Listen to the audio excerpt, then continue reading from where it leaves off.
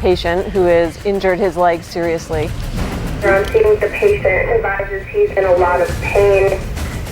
Well, we're really worried about avalanche. That's the number one thing in the backcountry, and we're worried about hypothermia. Were they prepared to spend the night? We have another rescue, so. I want to use all the snowmobiles if I can, but I have to have good teams. First time that I've ever had 3 calls in 10 years I've been doing this. 3 calls in one day. Well, when it rains, it pours.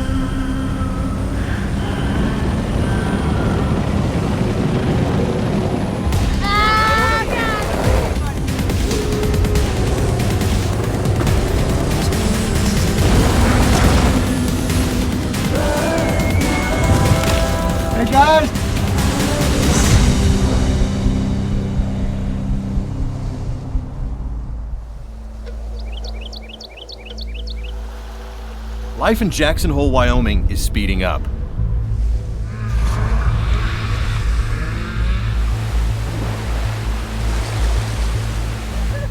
It's a dash to take in everything the Tetons offer, and that fills Jackson with a constant, adventurous buzz. It seems everyone is on their way out the door, or just returning from another epic experience. The constant coming and going leaves locals feeling unmoored. They crave an anchoring base camp. Somewhere in the shadow of these mountains where they can rest and reset just long enough to dream up another trip into the backcountry. As more locals look to put down roots, the town continues to spread out into the aspen and cottonwood groves. This is where Search and Rescue Coordinator Jess King found her home, just downslope of the Tetons. This is my house. Incredibly fortunate to be able to own a home in Jackson. It's really tough, as most people who've heard of Jackson Hole know. It's a really wealthy community, so it's challenging to make ends meet, but my husband John and I have worked really hard to save money and buy a place.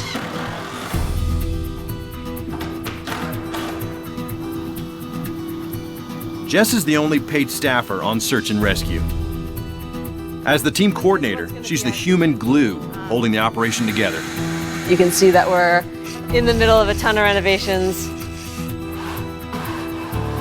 We have too much space, which I guess is a good problem to have, but so we just live in, this is where our master closet is. It's storage right now too, but because of getting call-outs in the middle of the night, it's really nice that I can get out of bed, run in here and get changed for a rescue and not wake up Jonna.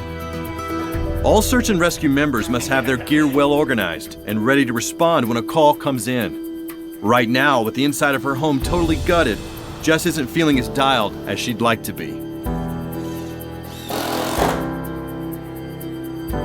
I'm on call 24/7 for work, and so I'm kind of at work all the time, but I love my job, I love SAR. I started as a volunteer because I love it, transitioned into this job. It can be challenging at times to balance it, because I'll be in the middle of something like working on a project with my husband, and we'll get a call out, and you gotta leave. The town of Jackson is a jumping off point for all kinds of adventures into the backcountry, routine to downright risky. So it makes sense that this place maintains a community base camp, perched on a hill right in the center of town. And it's Jess's job to maintain this place. Home for her right now might be chaos, but the Search and Rescue hangar is always shipshape. I take care of this whole building. I make sure it's operational, that all of our gear is ready to go when we have a mission.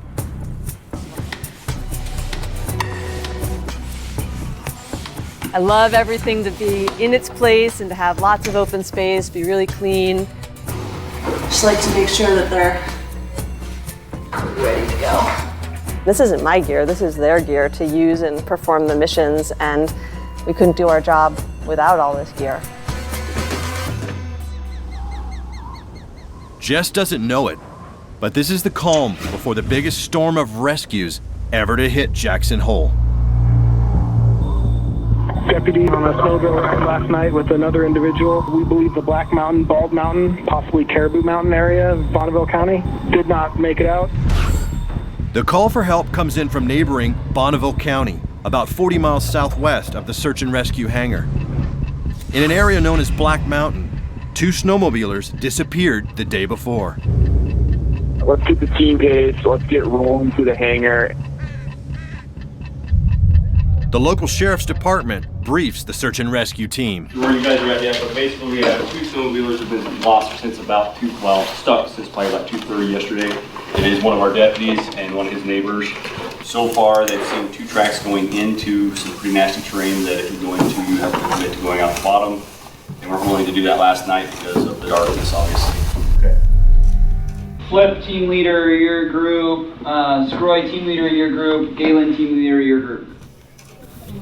Okay, everybody, you guys grab a helmet if you don't got one. Hey, guys. We assign hasty teams as we need to with leaders. We make sure everyone has the safety gear they need, and then we dispatch them into the field. Jess pulls together the best team members and tools needed to execute this rescue, while veteran volunteer Tim Seal Carlin steps up as incident commander, overseeing operations from the hangar.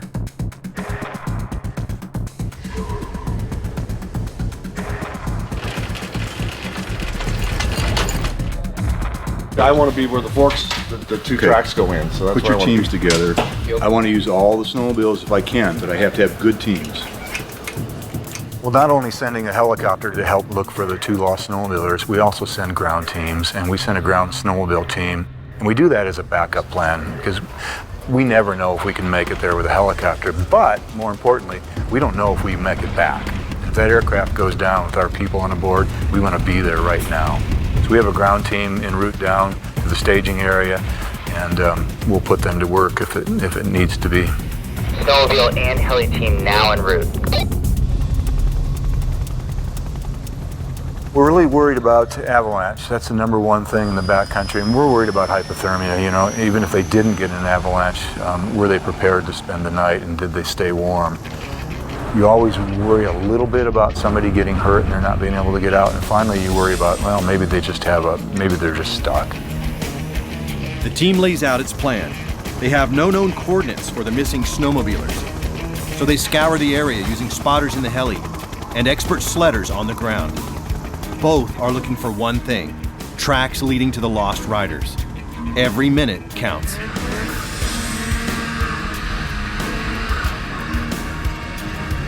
Staging area, there's a ton of vehicles here, you can't miss it. Jess relocates to the trailhead and coordinates the rescue. Searching by both land and air could cut time and mean the difference between life and death, especially if the lost riders were unable to start a fire and ward off hypothermia. What we have here is we had a couple snowmobilers spend the night out last night. Today the helicopter went in with some from our team, the ground teams went in. Teton County Search and Rescue heli specialist John Weedy scouts from the chopper. Romeo Lima, be advised, thick fog layer at 9,000 feet.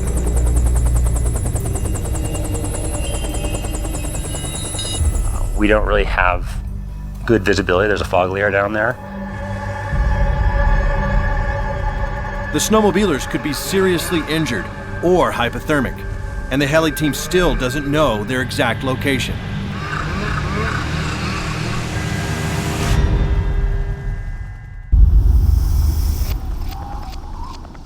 Teton County rescuers lead a search by land and air,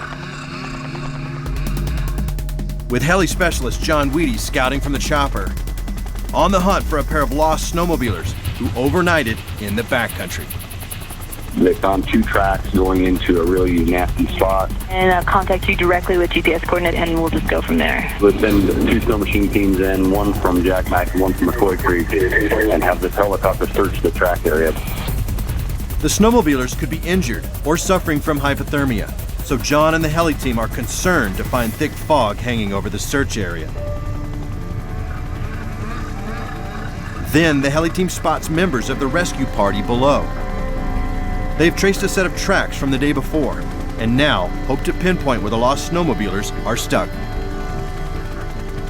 We finally get in the drainage, one of the 2 drainages we think they might be in. The light has gotten good, the cloud layer is lifted. As we're coming up canyon, we see some smoke up near the head of this canyon and make our way that way. And that's when the heli team spots the lost riders. They are stuck in a steep canyon and appear to be struggling with one of the sleds.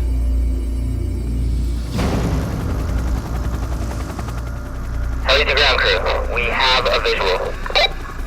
John studies the difficult terrain from above and prepares himself for what he'll find when the heli lands. Just kind of wondering if we're going to be dealing with any injury or anything medical. You know, are these guys really in trouble, or have they just spent the night? So obviously, there's always a bit of adrenaline going. When the 2,700-pound heli lands in soft, deep snow, it sinks. This shortens the distance between the spinning rotor overhead and the snow surface below. So to avoid the blades, crew members use a specialized exit maneuver. Some of us on the team call it the badger crawl, just to get as far away from the rotors as we can.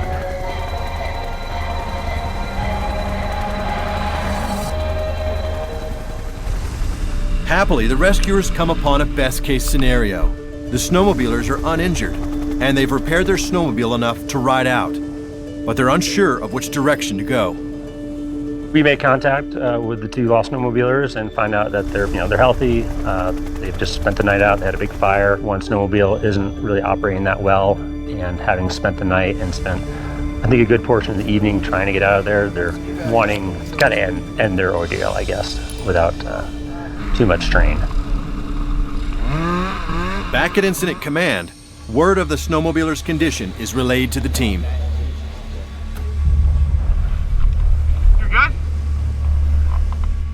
We're able to locate the missing party. Luckily, they're all okay, just cold and tired. And right now, the helicopter is helping them navigate the best route out back to the trailhead, because the route they went in was pretty technical and challenging to get back out. So right now, we're waiting for everyone to come back to the trailhead. With the heli crew's help, the rescuers and lost snowmobilers find their way out. So Jess and the rest of the team head back to the hangar.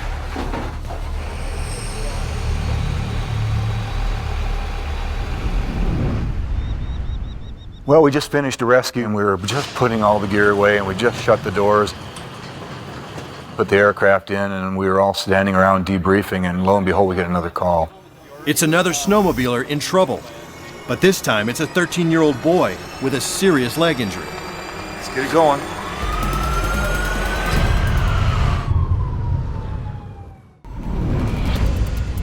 After rescuing 2 lost snowmobilers, the Teton County Search and Rescue volunteer team looks forward to winding down at the hangar. But then another call comes in. This time, it's a 13-year-old snowmobiler with a broken femur up on Togety Pass. You call in. Let me get everybody rounded up. We have another rescue, so. So once again, the community is relying on Jess's team to swoop into the backcountry by land and air. Leading the snowmobile crew is expert rider Flip Tucker. 24/7. We're always on call.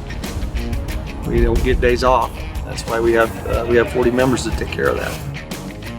We have so many people here. We got enough here. Today, Flip's job is to provide backup support for the heli. And if he's lucky, he'll get to ride to the scene of the rescue. K-Trail.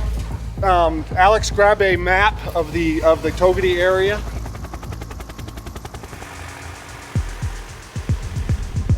That's always been a thing, so we always try to be contact with the patient. And it's hard to do sometimes when you got the choppers.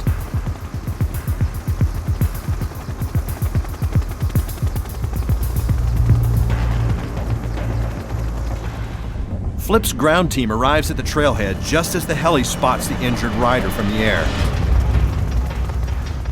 Back at the hangar, Jess monitors all communications and learns the situation is growing increasingly urgent.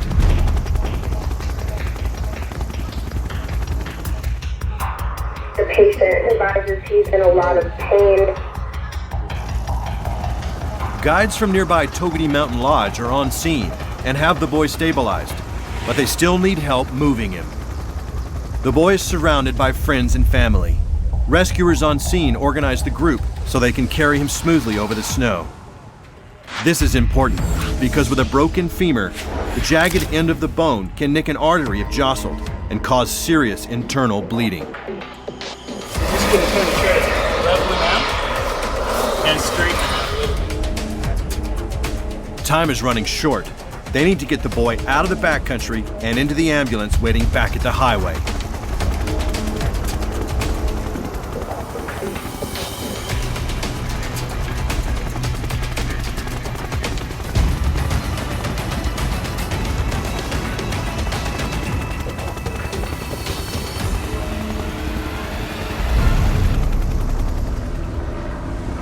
When the chopper picks up and is headed towards the ambulance, I feel a huge sense of relief. I mean, I don't feel like the job is done until the helicopter's back here at the hangar and my team is back here safely.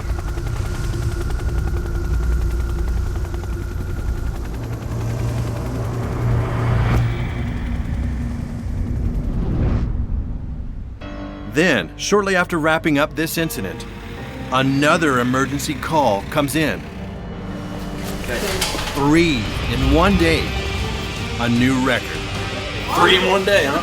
I need to figure out who I've got.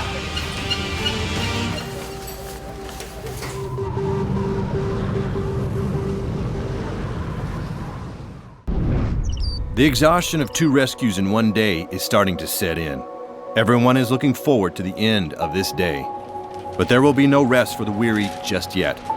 Because now, a record-setting 3rd call is coming into search and rescue. You, Anthony, and Flip, is that all I have left? A backcountry skier with a blown knee is stranded at a yurt perched along the remote Commissary Ridge. Here's Targhee. Okay, gotcha. Okay, this is Commissary Ridge across the way. This kind of injury should require a simple patient evacuation. But the way this day is going, the team is prepared to stay the night in the backcountry if necessary. When we get call-outs like that, if it's not sometimes, we can go 3 weeks without something, and then bang, bang, bang, we'll have three in a row. First time that I've ever had 3 calls. In 10 years I've been doing this, 3 calls in one day. That's why I'm trying to get my team ready to go. For the 3rd time today, Flip races out. We've officially requested snowmobiles and the helicopter, correct? The crew will make short work of this rescue if they can find a clear place to land. Without a good landing zone, this could turn into an ordeal. So with other teammates exhausted from the marathon string of calls, Tim hops aboard the heli to lead field operations. Yeah, if you guys get there first, that would be great. We have a woman that has a pretty serious knee injury on the other side of the county again, in completely opposite direction. The snow is 6 feet deep on top of Commissary Ridge. Lucky for the team, friends of the injured skier stomp out a landing zone. That way the heli won't get bogged down in the snow. Can I get a helicopter to come into the LZ? As Tim approaches the patient, he sees that it's a familiar face. Turns out I know these folks. Yep, you're screwing off instead of working, huh? That's what we get. Here's our Monday. Sorry, Tim. They're staying at a backcountry yurt and skiing up there, and snow conditions are pretty bad. You blew up a knee or a leg during one of the runs during the day.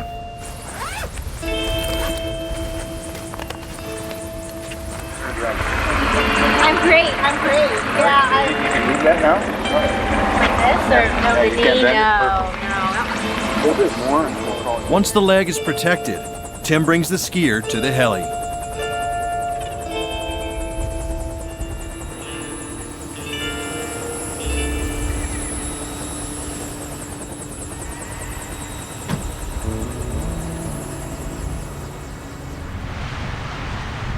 This is to the firemen carry. All the folks are back, and they're back with their loved ones, alive and well. But it's just a good day for all of us. We're really, really proud to help our community. I love working at the hangar by myself and getting things organized and fixing gear, but it's way more fun when the whole team is here and we're actually doing what we train for. I mean, that's just awesome. It doesn't get better than that.